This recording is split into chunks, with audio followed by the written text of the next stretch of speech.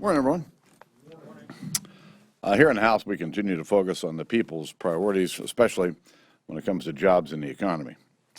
Next week, we'll take up reforms to rein in Washington's red tape factory so that small businesses can hire and expand. This comes after the White House actually cut its forecast for growth for this year to 2%. I think that's unacceptable. We need real economic growth. That means real pro-growth policies to get our economy moving again. Also, this month, we'll take up a bill that gives the VA secretary to actually fire an employee over misconduct. To date, only 2 VA officials have been fired for the waiting list scandal that affected more than 110,000 veterans. President Obama promised reform at the VA. It hasn't happened.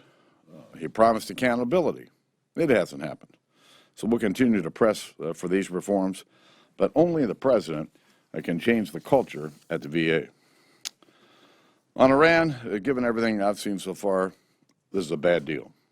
It paves the way for a nuclear Iran, and yesterday the president admitted that it will likely further Iran's support for terror activities throughout the region.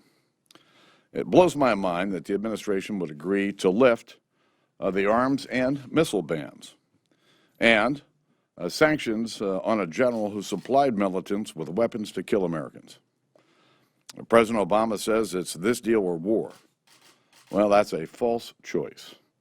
The sanctions were working and bringing Iran to its knees. And we're going to continue to review this, but we're going to fight a bad deal that's wrong for our national security and wrong for our country. Also this week, at my request, our committees have begun looking at some of the gruesome practices embraced by Planned Parenthood. I'm also demanding that the president denounce and stop these practices.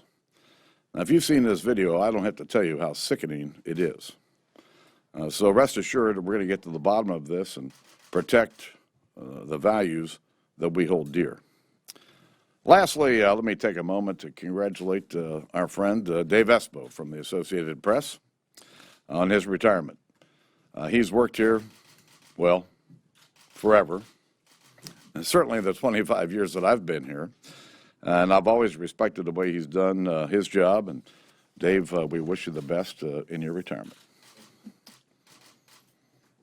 Speaker Boehner, President Obama is visiting a prison today. They had some commutations earlier in the week. Bipartisan bill, Congressman Sensenbrenner and Congressman Scott, about criminal justice reform. Will you allow that to move forward in your House? Absolutely. I've long believed that there needed to be reform of our criminal justice system. Chairman Goodlatte last year put together a working group that had recommendations, and I support those recommendations, and they're by and large embraced in the bill that Mr. Sensenbrenner has with Mr. Scott, I believe. Yeah, I'd like to see it on the floor. To that end, what are a couple of specific things that you think are important in criminal justice reform and where you differ in particular with the president's approach? I don't think I want to get into all the details. Frankly, I'm not the expert on these, but we've got a lot of people in prison, frankly, that really, in my view, really don't need to be there. It's expensive to house prisoners sometimes, frankly. Some of these people are in there under what I'll call flimsy reasons. And so I think it's time that we review this process. They have, and I'm looking forward to putting those recommendations on the floor. Sir, the Pope finished up a trip to Latin America where he spent a lot of time excoriating capitalism. He called the current economic system the dung of the devil. I'm wondering if you imagine that he'll bring that message here when it comes to Congress, and that puts him at all out of step with sort of the agenda of your conference. Well, listen, there's one thing we know about this Pope. He's not afraid to take on the status quo, or not afraid to say what he really thinks. And I can tell you this: I'm not about to get myself into an argument with the Pope. All right. So I'm sure the Pope will have things to say that people will find interesting, and I'm looking forward to his visit.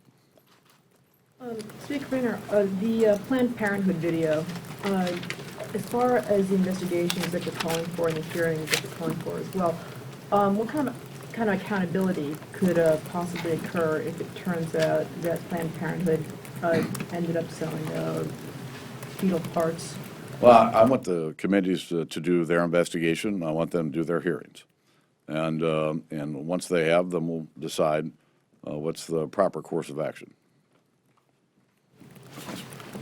On appropriations, the Democrats in the Senate say they're not going to pass any of those bills until they get some sort of negotiations, like a Ryan Murray kind of budget negotiation. What's the downside of doing that now rather than waiting until there's a logjam? Well, the House and Senate have passed a budget. So we're been moving appropriation bills in the House according to that budget, and that continues to be the plan. On Planned Parenthood, Mr. Speaker, do you buy the explanation that transfers of human tissue go on frequently, have gone on for decades, they're nothing unusual, and that they were discussing reimbursement, which is allowable and provided for under the law? Well, Do you buy that? and if you saw the video, it certainly didn't strike me that way. I could talk about the video, but I think I'd vomit trying to talk about it. It's disgusting. Yes, sir. Mr. Speaker, Mr. Flores was just next door calling on the Congress to pass a religious freedom bill in wake of the same-sex marriage ruling. Is that a bill that you support, you want to bring on the floor? And what do you say to members of your own party who say that this may make it difficult to move on from the same-sex marriage issue? You know, the Supreme Court's decision on marriage raises a lot of other questions. And a number of members have concerns about issues that it raises and how they might be addressed. But no decision has been made on how best to address these. Speaker, on the Iran deal, one of your Republican colleagues said about the review bill to vote on it that the game is rigged, it's essentially enabling the White House to pass the deal. And Nancy Pelosi earlier said she was optimistic the Democrats would help uphold the deal. What are the prospects for trying to block it? Well, I think every member of Congress is going to have to make a decision. And they're going to have the next 60 days in order to do that. But it's pretty clear to me that a majority of the House and Senate, at a minimum, are opposed to this deal. What those numbers look like post-Labor Day, we'll see. Thanks. Did you go to the All-Star game? Yeah. How was it? Ringing endorsement.